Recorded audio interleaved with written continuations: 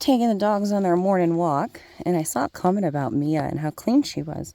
And look, I'm saying the same thing. Like, she's a clean, healthy dog. I don't know if she's a stray or not. But look how clean she is. Every time she hops in the water and comes back out, she's just clean. Mia, how you stay so clean out here? How you do it, girlfriend? Taking the dogs out on their morning walk. We went just a little bit past the abandoned building.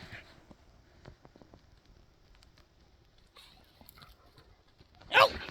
Woody! You go through my legs? No, oh, Mia! Gotta get their zoomies out. Come on, let's go. Let's go.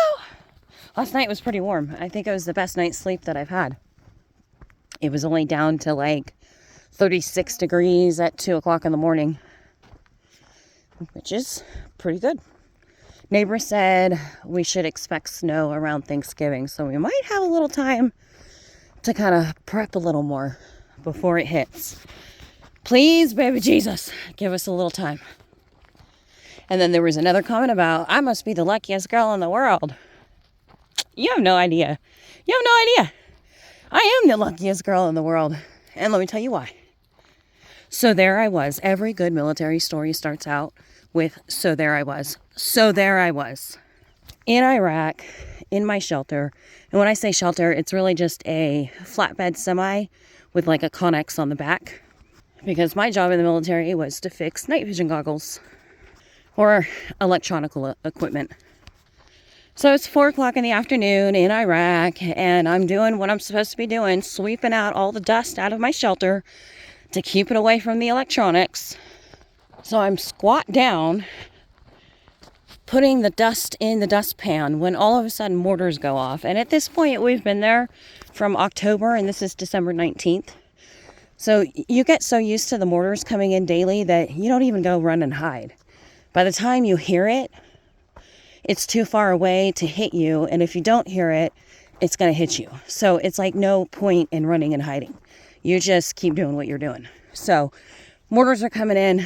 I'm just sweeping my shelter, minding my own business, when all of a sudden my back hurts. And I look down where my feet were, and there's a hole through the flatbed semi. And I'm like, what in the world is going on?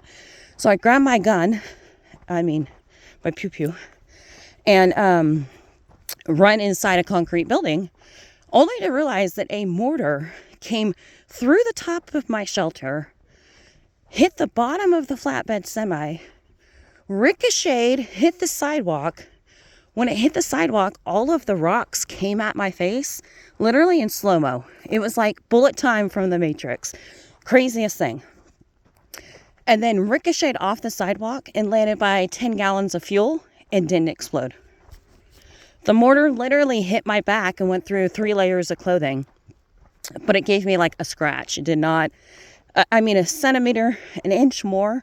If I would have been 1 inch over, it would have went entirely through my body, but it didn't.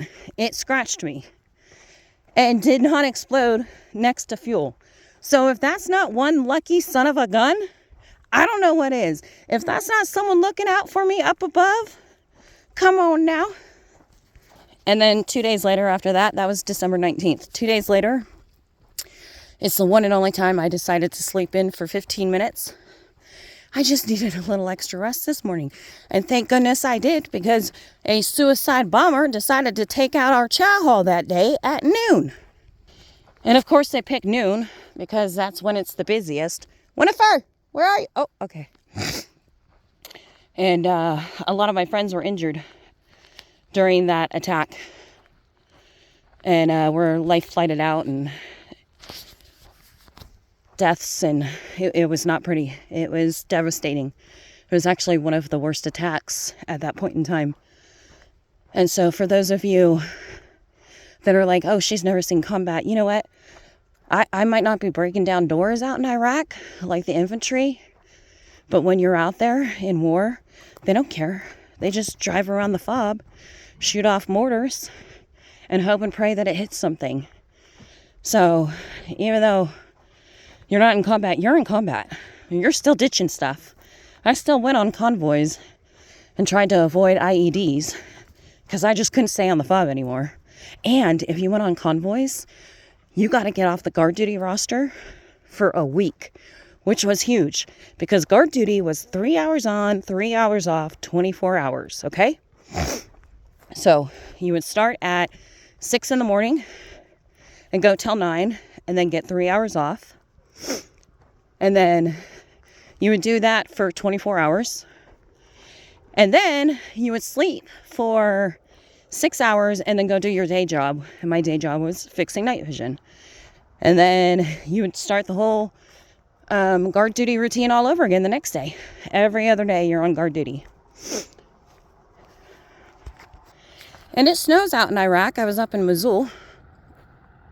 And some idiot fell asleep on guard tower with the burn barrel in there to keep them warm and burnt the tower down. So after that happened, we weren't allowed to have burn barrels anymore. We just had to suck it up and drive on out in the cold for 3 hours. But after they took out our chow hall, we had no way to eat. So lots of MREs at the start. I will tell you this about the military, though. This was December 21st when they took our chow hall out. December 25th, I don't know how they did it. We had an amazing Christmas dinner. I don't know how they managed to do that in such a short amount of time. But they knew morale was everything out there. And they took care of us. And the chow hall was pretty cool. You could go in there and pretty much order anything. They had food already made. Or you could go over to the sandwich line and have a sandwich made. You could go over to the hibachi grill and have something made. You could have whatever you wanted. I mean, the food was ridiculous out there until they took our chow hall out. Then we got stuck with the MREs. Then eventually the cooks actually had to do their job and cook, which means the eggs got cooked at like 3 o'clock in the morning, sitting in stainless steel containers, oxidizing by the time you get to it at 6. So you really had green eggs and ham out there.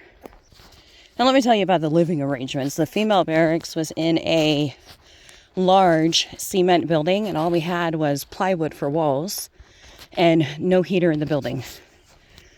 So it was so cold when you got off of guard duty at 3 o'clock in the morning, when you went to try and take an hour nap before your next shift or before going to work, you could see your breath in your own room.